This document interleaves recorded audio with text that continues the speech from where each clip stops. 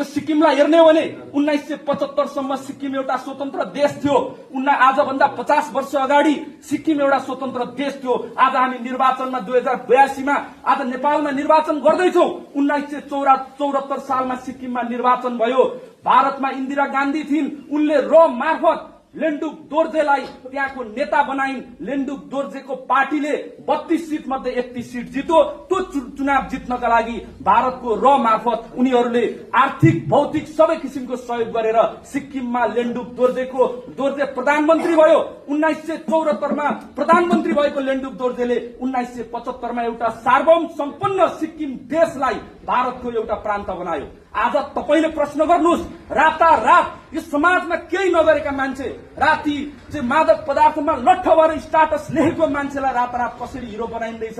अनि तपाईको छिमेकी, तपाईको घर परिवार भित्रको मान्छेले त्यही कुरा बुझेर परिवर्तन गर्ने हो भन्दै गर्दा साँच्चै यो मुलुकको स्वाधीनता परिवर्तन गर्न खोजेको हो कि के गर्न खोजेको तपाईले प्रश्न। त्यसकारणले यो मुलुक अस्थिरताको खडेरीमा लानका लागि नेपालमा लेन्डुप दोर्जेहरू जन्माइँदैछ। ती लेन्डुप दोर्जेहरूको म तपाईहरुलाई भनौं, आज तपाईकै गाउँ छिमेकमा पनि यो चुनावमा डलर आउँछ अरे भन्ने हल्ला गर्दैछन्। यो चुनावमा विदेशी शक्तिहरू सल्बलाइरहेका छन्। त्यस कारणले आज हामीले यो तमाम विकृति विसंगतिका विरुद्ध लड्न पर्नेछ।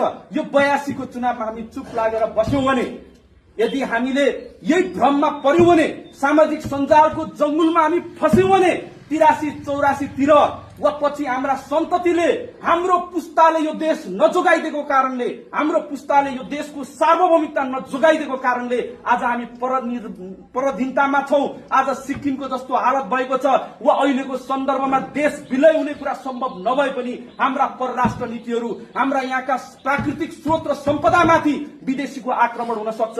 आज खुल्लमखुल्ला भेनेजुएलाको राष्ट्रपति अपहरणमा पर्नुको कारण भनेको त्यहाँ रहेको तेलका कारणले हो। आज नेपालमा आक्रमण हुनु भनेको कारण भनेको यहाँको भूराजनीतिक परिस्थितिका कारणले, यहाँको जियो पोलिटिक्सका कारणले हो। र नेपालमा अहिले हुँदै गरेको, चाहे त्यो दैलेखको तेल खानी किन नहोस्, चाहे त्यो मनाङ मुस्ताङको युरेनियम किन नहोस्, चाहे हाम्रा फलाम खानीहरू किन नहुन्, हाम्रा खोला नाला प्राकृतिक स्रोत सम्पदा किन नहुन्, त्यो माथि कसैको गिद्धे दृष्टि छ कि?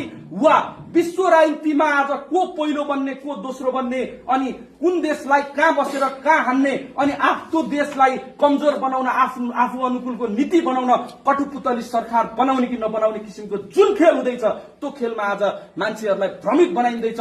त्यो भ्रमित भनेको एक मात्र, हिजो हाम्रा घर दैलो हामी घर गर्न गएर हाम्रा विषयहरू बुझाउँथ्यौं होला, हामीले पर्चा टाँस्थ्यौं होला, पर्चा बाँड्थ्यौं होला। आज त्यो गर्न पर्ने छैन। आज हरेक दिन मान्छेले दिनभरि काम गरेर बेलुका सुत्ने बेलामा एकचोटि फेसबुक खोलेर हेर्छ र त्यो फेसबुक खोलेर हेर्दा जे देख्छ उसले त्यही धारणा बनाउँछ।